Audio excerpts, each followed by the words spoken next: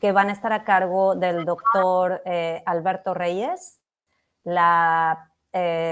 Les comparto un poquito del doctor, el currículum del doctor. El doctor es arquitecto por la Universidad de Guadalajara, del Centro Universitario de Arquitectura y Diseño. Tuvo movilidad para... Jimena, ¿sí? Perdona que le interrumpa tantito. ¿Nos da chancita un medio minuto para corte técnico? Claro que y sí. Ahorita continuamos con la siguiente ponencia, por favor. Ok, muy bien, perfecto. ¿Tomamos un minuto? Sí, por favor.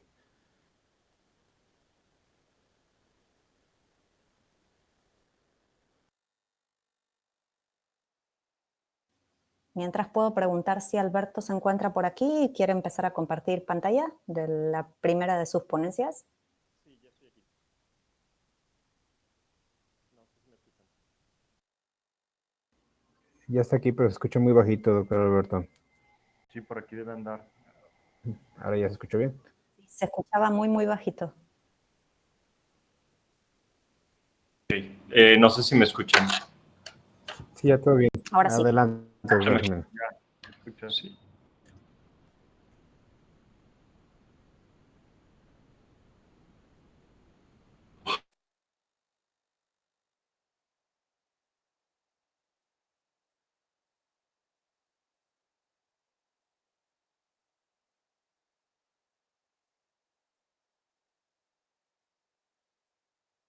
Hola. ¿Sí me escuchan bien? Sí. Okay. Alberto, si quieres ir compartiendo pantalla, ahora yo te voy a presentar. Ok, muy bien.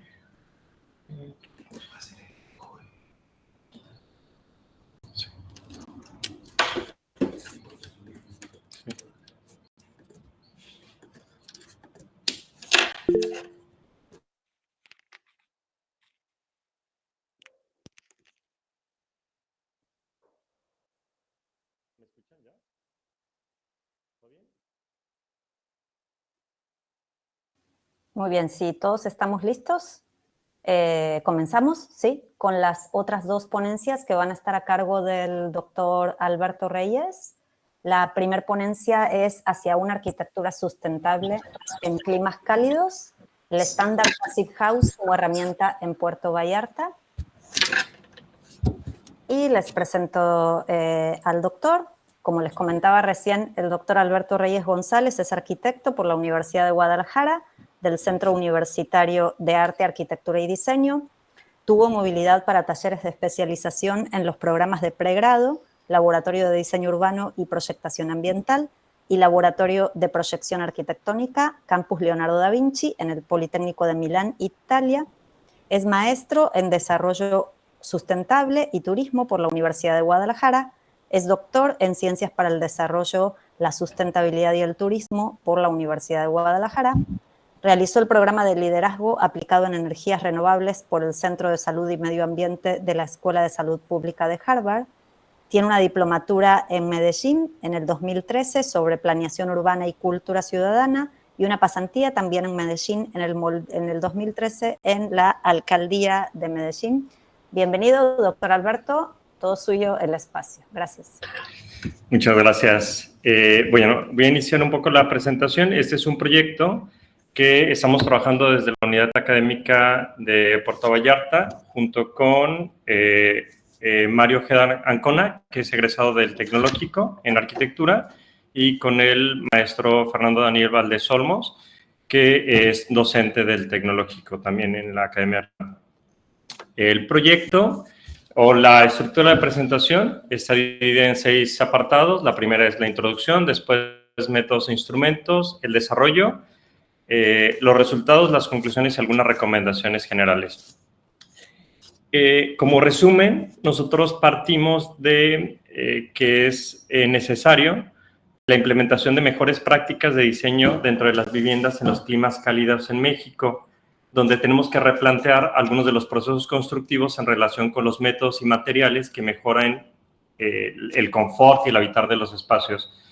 Muchos de estos o muchas de esas estrategias dependerán, digamos, desde el proceso de diseño, no solamente en la parte como ejecutiva o experimental dentro de la obra, sino desde el proceso proyectual. Entonces, bajo esto, nosotros tenemos una primera premisa que es incorporar el estándar Passive House como una ruta de trabajo para el proceso de diseño, para después escalarlo a la industria de la construcción. Ya hay componentes que están aquí y que están presentes bajo los lineamientos y las normativas internacionales, pero teniendo en cuenta de que necesitamos una ruta de trabajo dentro del aula, que es lo que nos toca, donde podemos implementar este tipo de estrategias. Entonces, en el caso de la producción de las viviendas en clima cálido, tienen ciertas limitantes. Las primeras limitantes tienen que ver con una falta de regulación normativa, ¿sí? Dentro de los reglamentos de construcción de las zonas costeras, faltan manuales con especificaciones técnicas donde nosotros podamos tener los criterios térmicos y de materiales para incluir ciertos tipos de normativas que ya están presentes a nivel internacional y nacional, pero que en las escalas locales todavía no se han incorporado. El estándar Passive House, que es un estándar alemán, nos presenta un primer acercamiento a este tipo de homologación en los 3 niveles de gobierno, en el federal y el municipal. Como introducción, nosotros para esta etapa de proyecto incorporamos a nivel de diseño en una vivienda dentro de la costa, o sea, dentro de Puerto Vallarta, ciertos elementos que nos permitieron hacer una simulación y una como experimentación sobre el proceso completo de integrar las variables climatológicas, los materiales dentro del modelo para poder tener algunas conclusiones finales de recomendaciones.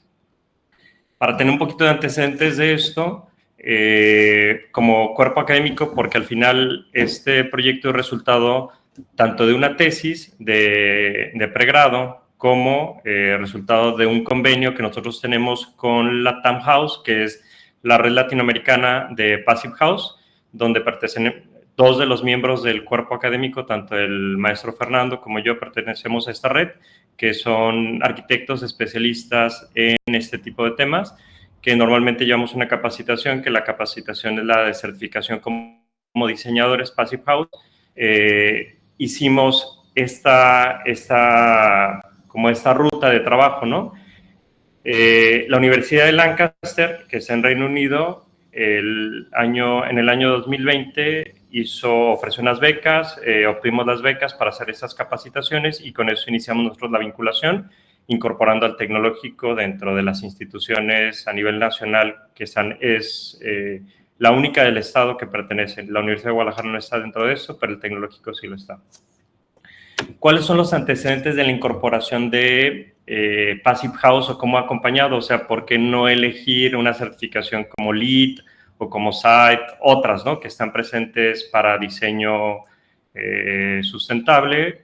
Tiene que ver, digamos, con un esquema completo que ha trabajado el gobierno federal desde la administración pasada y continuó con esta administración de gobierno federal, donde se articuló a través de los PRONACES 4 ejes de acción, ¿sí? Tanto el CONACYT como la Secretaría de Energía identificaron que es necesario el que nosotros tengamos como una temática, que la temática es energía y cambio climático, ¿no? Entonces, dentro de esa temática tenemos 4 ejes principales que vienen a distintas escalas. La primera es movilidad sustentable, la segunda es industria, comercio y viviendas verdes, la tercera, sistemas energéticos rurales sustentables y la cuarta, la generación de energía distributiva, ¿sí? Entonces, nosotros, ¿dónde nos centramos? En el segundo eje, industria, comercio y viviendas verdes.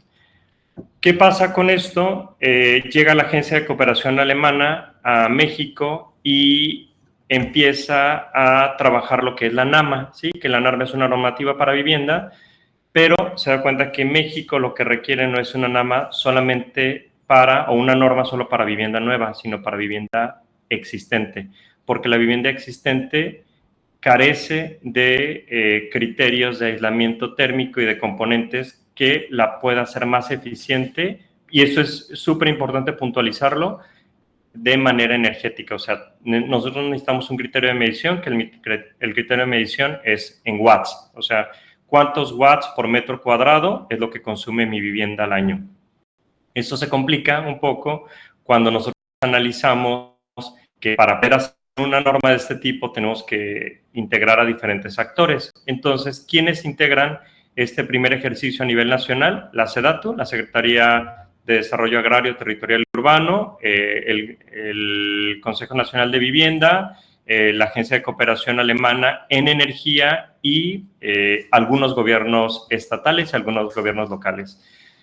Como resultado, se obtuvo un primer manual, que es el manual de la NAMA de vivienda existente, que es para apoyo a ciertas viviendas. Principalmente las que se encontraron fueron viviendas producidas en serie, ¿sí? En diferentes regiones del país.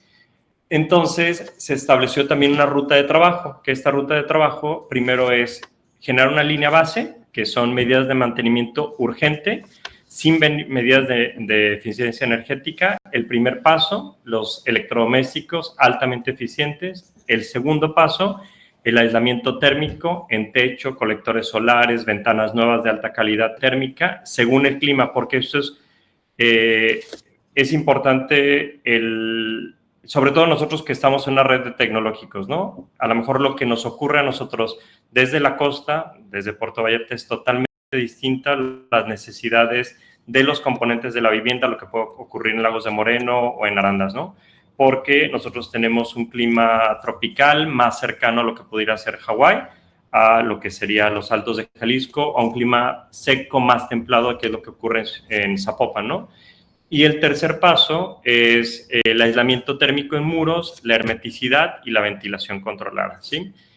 Esto que aparece dentro de la NAMA mexicana fue también acompañado a través del Instituto Passive House, ¿sí? Por eso, en el título ustedes van a encontrar tanto de la presentación como del artículo que resultado que nosotros hacemos una reflexión sobre esto, ¿no? De por qué Passive House y por qué no otras. Porque ya hay un ejercicio que lleva más de 6 años en el país y que ha tenido, digamos, buenos resultados, ¿no? El clima en México, para poderlo organizar en estos estudios, se dividió en estas zonas bioclimáticas que se utilizaron para los cálculos de la NAMA, ¿sí? Entonces nosotros podemos encontrar 4 grandes como climas. El primero es el cálido seco, el segundo el cálido húmedo, el tercero el templado y el último es el semifrío, que normalmente lo conocen como happy climate, como un clima feliz, que es el que se encuentra en el centro del país. ¿Por qué? Porque no tiene estas variaciones, o sea, no es muy caliente o muy frío, o sea, se mantiene dentro de un rango. Entonces, estas viviendas no requieren una alta tecnificación como lo que pudiera ocurrir en un clima cálido seco, ¿sí?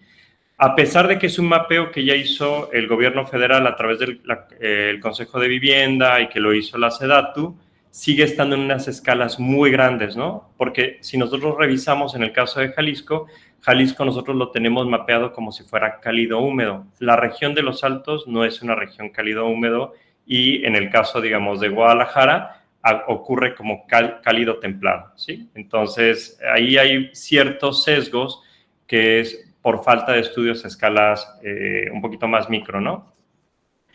Dentro de los métodos e instrumentos que nosotros utilizamos para poder hacer el análisis ya en nuestro estudio de caso fue el generar una ruta de flujo de trabajo, que es un flujo de trabajo con AutoCAD. Después se trabajó en Revit para poder hacer la modelación y utilizamos un componente que es el de Ladybug y Honeybee, que pudiera articular otros elementos que son plugs para obtener datos de simulación. Estos datos se alimentan a través de las unidades de monitoreo ambiental, porque nosotros encontramos desde el aeropuerto de Puerto Vallarta hasta algunos datos históricos, ¿no? Entonces, en este diagrama tratamos nosotros como de concentrar un poquito el trabajo. Nos encontramos en la parte izquierda a Revit, que es parte de Autodesk, para poderlo nosotros después procesar en Rhino o en Grasshopper, y nosotros lo alimentamos a través de Ladybug, que Ladybug, digamos, que nos ayuda como a concentrar para podernos comunicar con la visualización de datos ambientales, que es lo que encontramos en la parte, voy a utilizar el puntero, nada más para láser, esto, el análisis de clima, el análisis de la geometría y el estimado de las energías renovables, ¿no?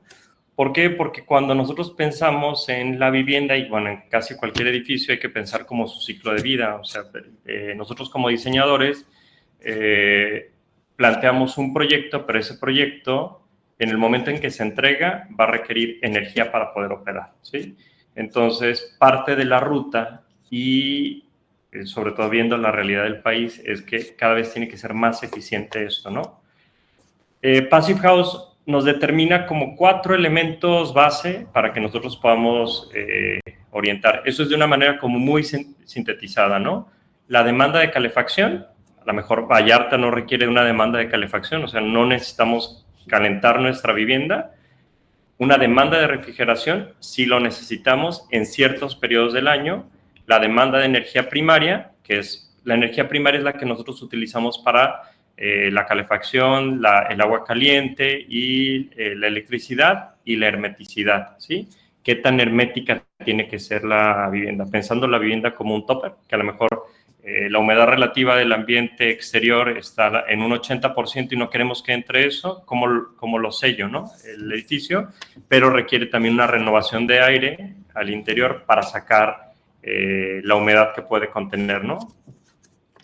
Ese es aquí están viendo ustedes una imagen de la bahía y de esto nosotros nos vamos a acercar porque nuestro estudio de caso donde nosotros empezamos a trabajar fue en un proyecto real que se diseñó, que se está trabajando y es en la zona de Concha China, ¿sí? Es una zona que está en montaña y presentaba para nosotros un reto inicial, ¿no? Cuando se hace un proyecto frente a mar, tiene una alta incidencia solar por todas sus caras. Su frente es hacia el poniente y tiene un lateral hacia el sur. O sea, tenemos 2 caras que todo el tiempo van a estar recibiendo energía y que van a estar transfiriéndose esa energía por todo el cuerpo. Energía entendida como calor, ¿sí?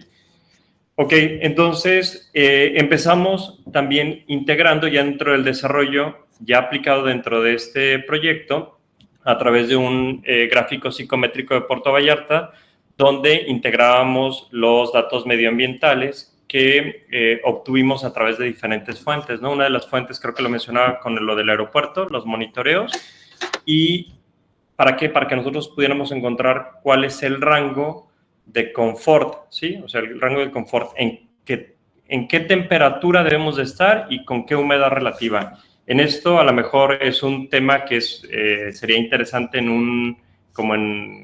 presentarlo como aparte, como este concepto de confort térmico, ¿no? Porque el confort térmico, de repente, eso depende de la región geográfica donde nos encontremos, ¿no? A lo mejor si estamos en un clima centroeuropeo como Alemania, que es de donde está esta certificación, su confort térmico está en otro rango que es totalmente distinto al de nosotros, ¿sí? O lo que pudiera ser en el caso de Estados Unidos, ¿no? En algunas regiones de la costa este o de la oeste, ¿no? Generamos después un diagrama, que es un diagrama para presentar los datos de la velocidad del viento, que una de las cuestiones que también encontramos como hallazgos es que la velocidad del viento en Puerto Vallarta no es constante, ¿sí? Solo hay ciertas caras de montaña, que es a través de esos corredores que por la propia fisonomía permiten generar una corriente como mucho más estable, que va de la montaña hacia el mar y del mar hacia la montaña. Pero hay en caras de montaña donde la velocidad no es constante, ¿no? En la figura número 4 ustedes van a encontrar una rosa de los vientos donde vamos viendo estas velocidades y cómo la orientación tiene que ver con esta misma fisonomía, ¿sí? Es la fisonomía que tiene la Bahía de Banderas y la relación con la montaña. Eso sería muy interesante hacer una simulación en el caso de los Altos de Jalisco que tenemos, digamos, como planicies, ¿no? ¿Cuál es la velocidad con la que cuenta, para ver si nosotros podemos, generar otras soluciones a través del diseño, ¿no? Aquí, este es el chart que nosotros procesamos para análisis psicométrico, ya con los datos específicos de Puerto Vallarta. Si ven en la parte alta, van a encontrar que la fuente de esta información, o con lo que nosotros hacemos la captura para el análisis de datos, es lo que obtenemos a través de Puerto Vallarta Ordaz, es el aeropuerto internacional, que es de donde obtenemos datos de monitoreo, y van a encontrar los 16 puntos que son como las 16 variables o 16 categorías de análisis que viene desde confort hasta la parte de calentamiento y humidificación, ¿sí? Si es necesario. Nos damos cuenta que para el caso de Puerto Vallarta solo 4 de estas variables son significativas dentro del diseño, ¿sí? La primera es el confort. La segunda tiene que ver con el sol, pero el sol sobre la ventana, que es el sun shading en Windows, que son alrededor de 2.677 horas al año que estamos recibiéndolas. Entonces hay que cuidar, digamos, para un diseñador que le sirve esto, o para un arquitecto, necesitamos ver cómo generamos en algún momento algo que nos proyecte sombra, ¿sí? En el caso de la deshumidificación, solamente para deshumidificación vamos a requerir alrededor de 3.677 horas para sacar, y deshumidificación más enfriamiento alrededor de 4.000 horas al año, ¿sí? Si nosotros vemos este rango, en esta tabla vamos a encontrar que nuestra temperatura en confort va a ir entre los 21 grados a los 27 grados centígrados para encontrar un margen, ¿sí? Pero nada más hay que ser cuidadosos porque como esa tabla funciona por año, nosotros tenemos como 2 grandes temporadas en Puerto Vallarta. Una temporada que es un poco más seca y una temporada que es más húmeda. Entonces, dentro de la más seca, que sería como nuestra temporada de invierno, ¿no? Ahí no requerimos hacer un enfriamiento, solamente vamos a requerir una deshumidificación, ¿sí? Que va a ser una deshumidificación que a lo mejor va a requerir menos gasto energético, ¿sí?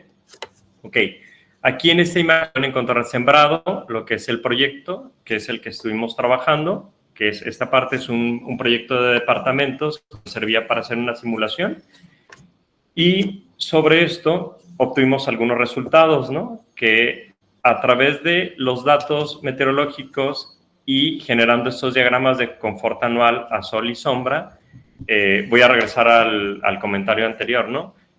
Para que nosotros estuviéramos en el parámetro de 20 a 24 grados, nosotros nos damos cuenta que la mayor parte de los picos irregulares que vamos a tener dentro del año los vamos a encontrar entre mayo y octubre, ¿sí? O sea, dentro de mayo y octubre nosotros vamos a tener una mayor incidencia solar sobre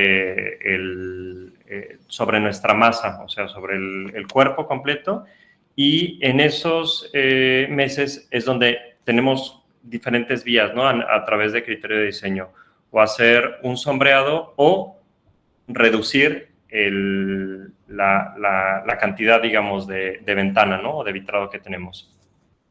Se generó un análisis de radiación, que este análisis de radiación nos permitió estudiar diferentes incidencias solares ya sobre el envolvente, esto es sobre cubiertas exteriores, donde vamos encontrando los kilowatts por metro cuadrado que está recibiendo, más bien, la energía que está recibiendo térmica y cuánto es lo que requerimos de energía en kilowatts para poder llegar a un confort, ¿sí?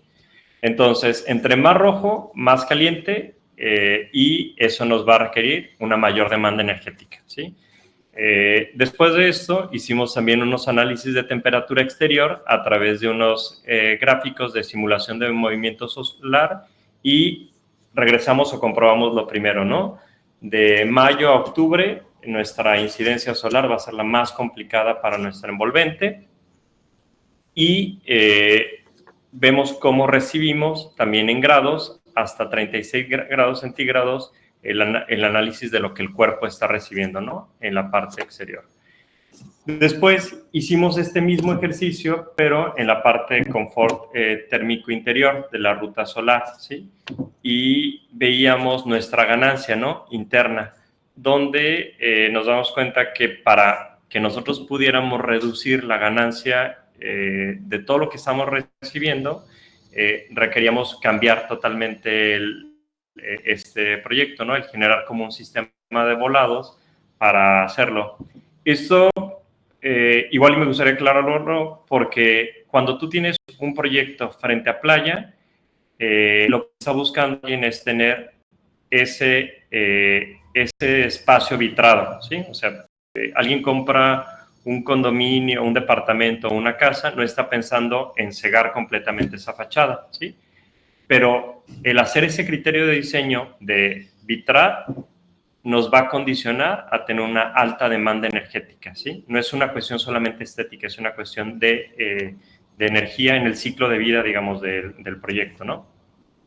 Después generamos nosotros también un análisis de sombras exteriores a partir del diseño, que era un diseño, pues el diseño es un diseño vitrado, completo, que correspondía a las características fisonómicas de los proyectos que se están haciendo frente a mar. Y nos dimos cuenta también de esto, ¿no? De que requeríamos una incorporación a lo mejor de una segunda piel, pero esta segunda piel a lo mejor no es algo como atractivo para el cliente, porque el cliente está buscando a lo mejor tener todo el tiempo al mar, ¿no? Después generamos otros diagramas que son los análisis promedios de luz y donde vemos la mayor mancha es cómo va recibiendo, digamos, todas las entradas de iluminación y cuántas horas son las que está recibiendo el interior, ¿no? Que son alrededor de 250 que traemos, ¿no? Y con este excedente, ¿no? Y luego hacemos dos escenarios de análisis de temperatura operativa, que esto es importante para nosotros porque al final nos lleva a que para que nosotros podamos tener un confort térmico, que es un poquito como pues nuestra reflexión, al menos en la costa, que requerimos mecanizar, ¿sí? Si nosotros queremos estar dentro de este rango de confort térmico de 20 a 24 grados, vamos a requerir mecanizar porque el clima por sí solo o el medio ambiente no nos permite estar de mayo a octubre con una humedad y una temperatura relativa, ¿no?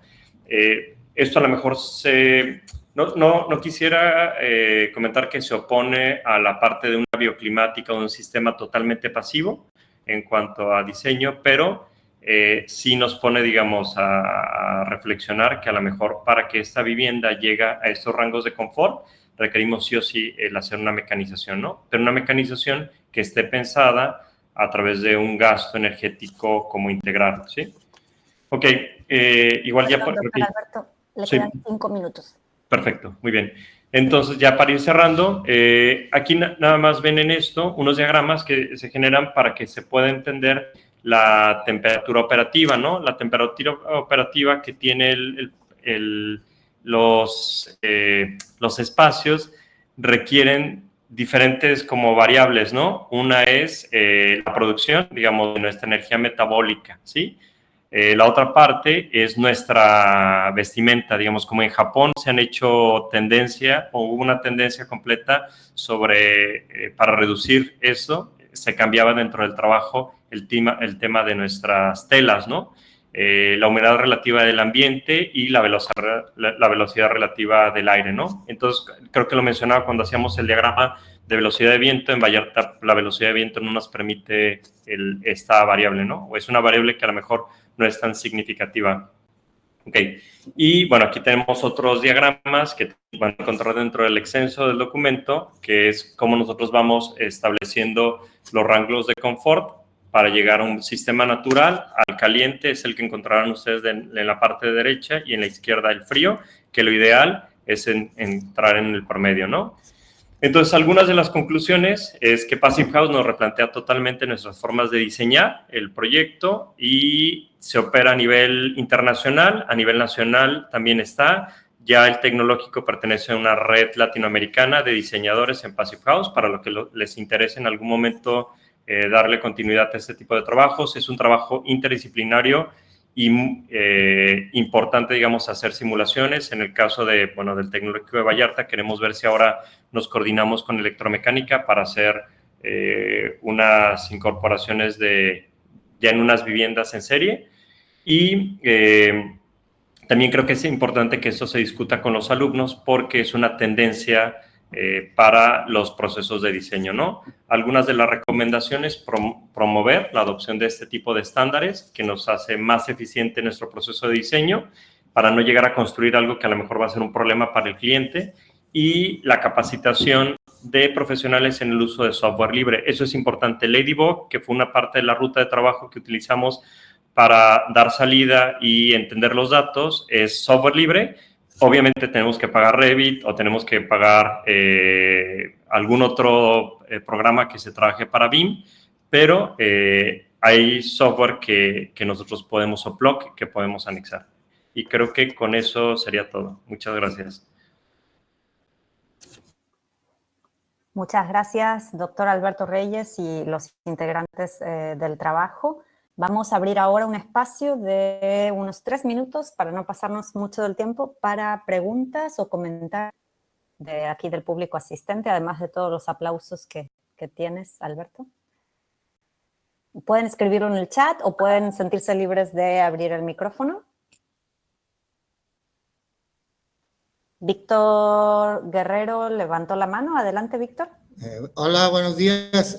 Sí, bueno, yo quería comentar que tan importante es, como lo comenta Alberto, y por ahí en algunos lugares donde yo he estado escuchando con el tema ahora del sobrecalentamiento y estas temperaturas, pues lo que están recomendando es empezar a aislar las viviendas, empezar a buscar materiales que nos puedan ayudar, y lo veíamos en Passing House en las conferencias del semestre pasado, como al detalle, cómo cuidar que no haya una pequeña fuga de aire acondicionado entre las ventanas, etcétera. Detalles que a veces pareciera que no tomamos en cuenta, pero importante pues el uso de los materiales aislantes, importante ver que, como dijo Alberto, no el diseño nada más, sino lo que ya existe, qué caras le pega el sol, a qué horas, para poder implementar algún material que reduzca la ganancia de calor. No nomás hay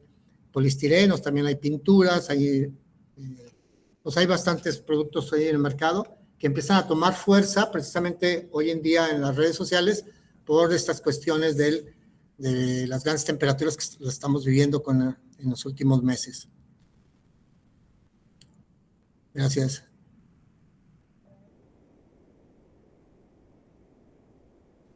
Muchas gracias, arquitecto Víctor. ¿Alguien más tiene algún comentario que nos quieran compartir o alguna pregunta para el doctor Alberto y su equipo?